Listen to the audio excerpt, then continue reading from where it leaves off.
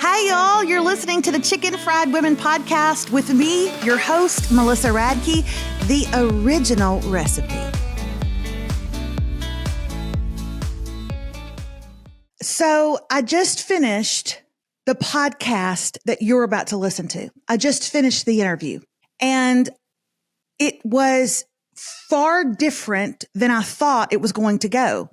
Her and I were prepared to share chicken fried stories. She's very close with her best friends, her best girlfriends, and she's got stories that would lay you out the floor, but it turned into something completely different. And I would not be a good friend to you if I did not share instead what it turned into. She even said, "Oh, I can come back and we can talk more about stories." And I said, "I just don't think it's what they need." Here's the deal, you guys. I can tell you over and over stories about my mama, stories about my Aunt Melba, about my girlfriends in Nashville. I can tell you at the time that me and my two best friends went and got massages, and one of us farted. I'm not going to tell you which one it was, but it was definitely not me. Okay. I can tell you stories that you will love, but sometimes when a person just tells stories, it can cause the listener to feel maybe a little bit left out if they don't have those same kind of stories in their life or the same kind of people. And what this interview podcast turned into was how to work for those, fight for those, prioritize that. I have gotten really tired of the phrase, "Those were the good old days." Somebody said that to me the other day, and it just kind of hacked me off. Because the truth of the matter is, even though I'm in the throes of menopause and I am hot 99% of the time, I'm moody and I have insomnia a lot. And I have to carry Rolaids in my purse. These are also the good old days. They are. They can be. If we are willing to put forth the work. The podcast you're about to listen to is not necessarily about any specific group of chicken fried women, mine or Liz's. It's more about how to create that right there, where you are, in your community, in your church, in your home, in your heart. Man, she's got good information, and I cannot wait for you to hear it. Well, hi, everyone, and welcome to this week's edition of the Chicken Fried Women podcast. We have had so much fun. I am getting texts and emails from friends of mine, and emails from listeners who are just saying, "Oh my gosh, your podcast. Like, what are y'all doing?" It's just hilarious story after hilarious story. And it's really just, I think a lot of you are, really resonating with the stories that we share of women, of friendships, of the women in our family. It makes us all feel very normal, doesn't it? It makes us all feel very much a part of something, like we're a part of something. And so it just rings true to so many of you. And I love hearing that. It's one of my favorite things. I'm here this week with a great and wonderful and special guest I'm going to talk to in just a second. But as always, I am in the studio today with Dr. Derek Shepard, who is my Cocker Spaniel. He's right here beside me. If you have any questions regarding Grey's Anatomy or how to be a hunka burn in love, because he is the world's most beautiful dog. So as always, if you have any questions that you need to direct to him, feel free to do so. He's brilliant. Otherwise, I can't wait for you to meet someone, okay, you guys, that I first heard years ago speaking on a stage. Very few times do I hear someone speak on a stage and then think, I instantly want to follow them just so I can see if we're alike, if we have any you'll see someone on the stage and you'll be like, "Yeah, I think I'm like her. I think I'm like her." So I started following Liz probably about 2 years ago, and I watch her stories as if she's taking me on vacation with her and I'm hanging out. And I just really love her so much. I love what she stands for. I love how she speaks to women. And I love that you are going to feel so much a part of her circle, her inner circle today. Welcome, my guest, Liz Bohannon. Oh, thank you so much for having me. I feel so similarly. You know, we both get these requests for podcasts and you kind of run it through. You're like, shouldn't I? And when I saw your name, literally my first thought was not that you invited me to be on a podcast and I should be thinking about this. It was like, I just got a lunch invite And I was like, oh, I'm definitely going to lunch with Melissa. So that's where I'm at right now. We're going for lunch. And if people want to listen in, that's great. Oh my gosh, I could not agree more. Okay, so I wish you could see my hands. So I'm sitting like this with my hands tight together like a little kid. I'm all nervous and verklempt and all the things, but I really have enjoyed I love stories on Instagram. Amen. Don't you? If we could only do stories, it is my number one. I am not a Reels girly. I can't get into it. I can't either because it's so, and listen, I'm not bashing, like if that's your deal and you feel creative and like, great, it is a specific talent and skill. Yep. It's the highly thought about, highly edited nature of it that just immediately kind of makes me be like, I'm not that interested. Whereas stories feel to me just like, this is life. It feels like 100%. A FaceTime with your internet friends. And I love that. 100%. So those of you who are listening, y'all know what stories are. You know what reels are. Okay. But here's what you might not know. When people say I create content, what they mean is I put out reels because they are creative and they got some time on their hands. Then there's me and Liz. Okay. We may or may not have a bra on. We don't know what's going to come out of our mouth. We're trying to just pick these kids up and raise them. Okay. That's what is going on here. But Liz, for those who don't know you, you're new to them today. Before we dive into like who your women are, who your girl groups are, all that, tell them a little bit about yourself. Well, I mean, honestly, that is a huge part of who I am. So I'm really excited to dive in. And if I knew we weren't going to spend more time talking about that in my intro, I kind of talk about community and who my friends are, because that is such an important part of my life. But beyond that, I am Liz Bohannon. I'm a social entrepreneur, kind of an accidental entrepreneur, if you will. I really care about specific things that are happening in the world. And I think business is an amazing tool for solving some of the world's most important problems. I'm also a mama of 3 boys. Oh, help me. That's my SOS face. Okay. 3 boys, 8, 6, and 3. I am married to... I feel like saying I'm married to my best friend is like a little bit cliche. It's partly true. And also I'm married to my best friend who we're real like fire and fire. There's fire and ice and we're just fire and fire. So he's either my best friend or my worst enemy. But luckily we're at like about, 90%, 10%, which I feel like is a tenable ratio for a sustainable marriage. And I'm also a podcaster and an author and not a content creator if that is Reels, but yes, if that is Instagram stories.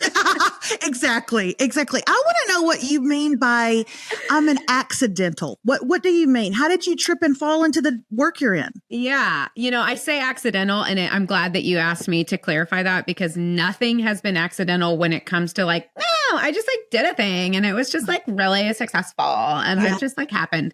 That's not what I mean by accidental. What I mean by accidental is my journey really started when I was right out of grad school. I had studied journalism and was really interested in issues facing women and girls living in global extreme poverty, and specifically the educational and economic disparity for girls in this kind of income bracket all across the globe. So my background was journalism, and I thought how I was going to build my life and to make the world better was going to be through finding and telling interesting stories about what was happening around the globe and what was working and what wasn't working. And so that's what I mean when I say accidental. I moved to Uganda without a job, without a plan. I had a journalism degree and honestly a desire. My main goal was to just build relationships because I had this moment where I realized, classic like grad school kid where it's like, know a lot and you have a lot of opinions, but your real life experience, mine was, how do we say, highly limited. And so when I got out of school, ladies, that's called zeal without wisdom is what that's called right there. 100%. Yes. And so I graduated and realized like, you're actually not passionate. You can't be passionate about something that doesn't actually impact your life. You can be opinionated about something that doesn't impact your life. And I was like, if I actually want to be passionate about this thing for the long haul, not just like, oh, back when I was in college, I was passionate about this thing. And then, you become an adult and one thing leads to another. And so I moved to Uganda really with the sole motivation of going, you need to make friends. Like you need to have a community and relationships that are actually impacted by the issues that you say you care about. And through that journey, I ended up starting a company. It started as a project really to create income for really high potential young women in between high school and university. So girls that tested into college, but then couldn't afford to go. I taught them how to make sandals with the idea that like, you'll make the sandals, I'll go back home, I'll start selling them. Again, I'm like, I'm more self-identifying with like I don't know, like social change maker, journalism kid, not like a business fashion girly. But then one thing led to another, and I started slinging sandals, and then I started slinging handbags, and then I started slinging apparel. And the thing was growing, and it was working, and it was accomplishing what I had hoped to, which was to keep these young women living in community with one another and also earning an income to fund their future educational degrees. And that's how I became an accidental entrepreneur. Hey, did you know that the Chicken Fried Women podcast is being brought to you by my new book, Chicken Fried Women, coming out April 22nd? I have a question for you. Have you pre-ordered it yet? Go to Amazon.com or wherever you buy books and order one for you and your bestie and your mom and your college roommate. You get what I'm saying. That's all I'm going to say. Okay. Is when you said you went to Uganda, and when we were last speaking, you said I helped them make sandals and all this kind of stuff, but I knew then that I had to begin to form friendships and community. Yeah. Which has really, that's the first time I ever heard you speak on a stage. You were talking about the importance of community. Okay. So how did your people, your little tribes, how did that become such a I don't know, like a lighthouse for you? It kind of became your momentum, that topic. Yeah. It's a good question that I'm spending time interrogating in therapy. No, I'm just kidding. Actually, not really. If I really think about it, I think oftentimes the things that we end up being the most passionate about and that we want to share with others are really because we experienced a lack of that thing and now we have the thing. And we see the delta between the differences. And I think that is really my story. I grew up in a very average American context. I don't think that my experience was specifically special. Actually, we were a special hot mess in some certain ways. I grew up in like a suburb, upper middle class, didn't know our neighbors. And a lot of the messaging that I got growing up was, it matters more what people think about our family than what's actually happening in our family. Ooh. That was kind of like, it wasn't articulated, but it was kind of like the goal here is to look good. And what's going on behind the scenes is of much less importance. We don't actually really talk about what's really happening. We're all kind of just aligned and trying to make sure things look pretty on the outside. And that really influenced me. I mean, I think my family went through some really hard times, specifically when I was in high school, middle school, all the way through college, honestly. And I have a belief that there is pain, that's a part of the human experience, is that painful things happen. And I don't think that we can run from it. I don't think we can hide it. I don't think we can avoid it. I think if there's anybody telling you they know how to teach you how to live a pain-free existence, like run for the hills. Don't buy that snake oil.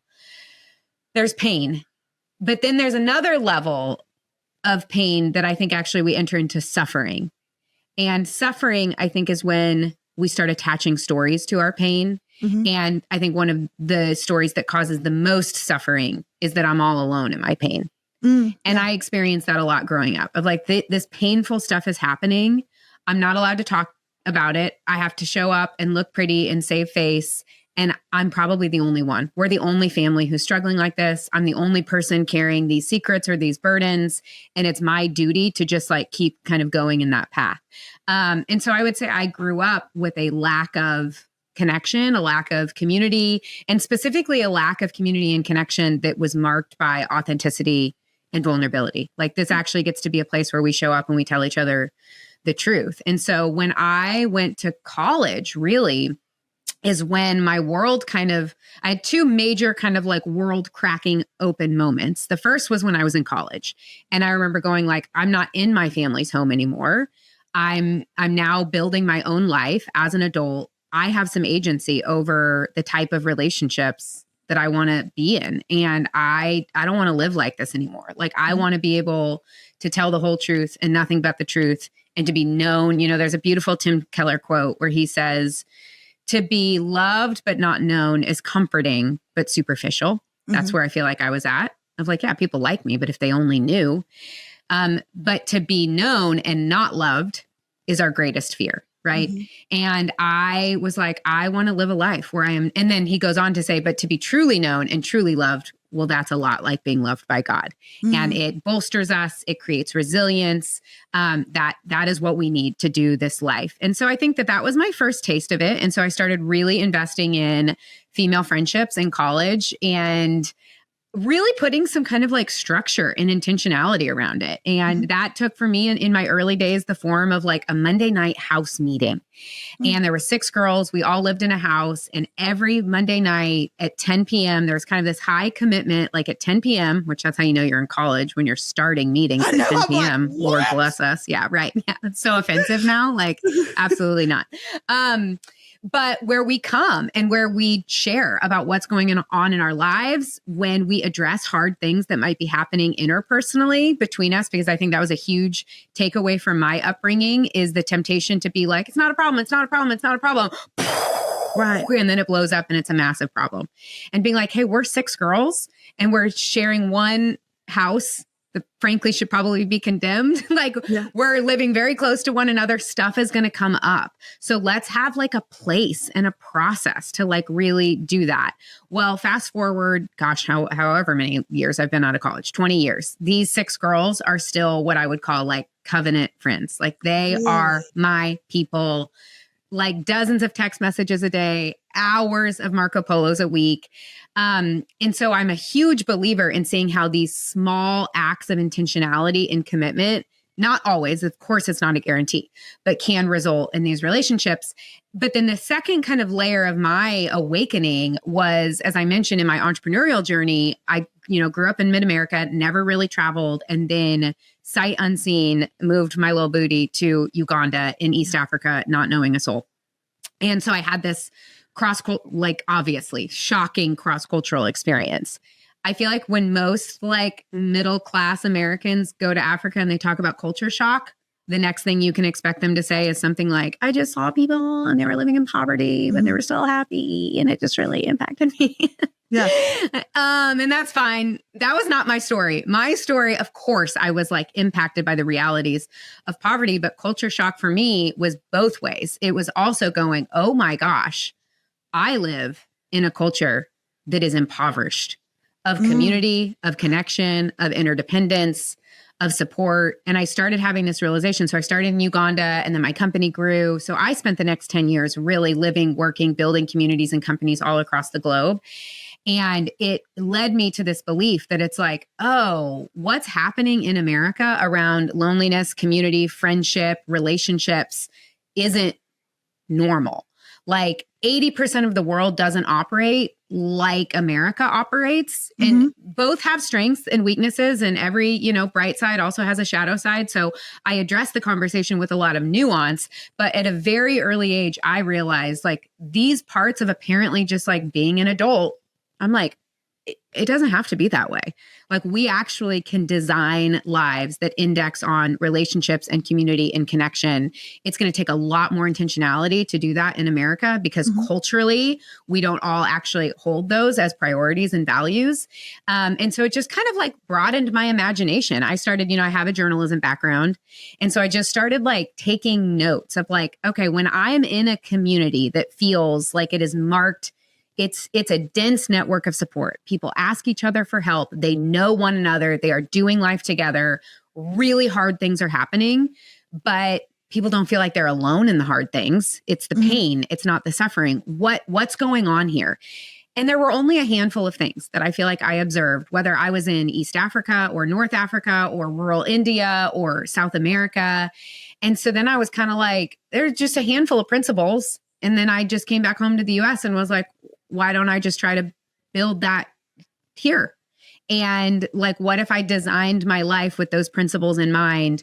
Could I create that kind of dense network of support in a broader culture where that really isn't necessarily the norm. Let her finish. Yes, I did.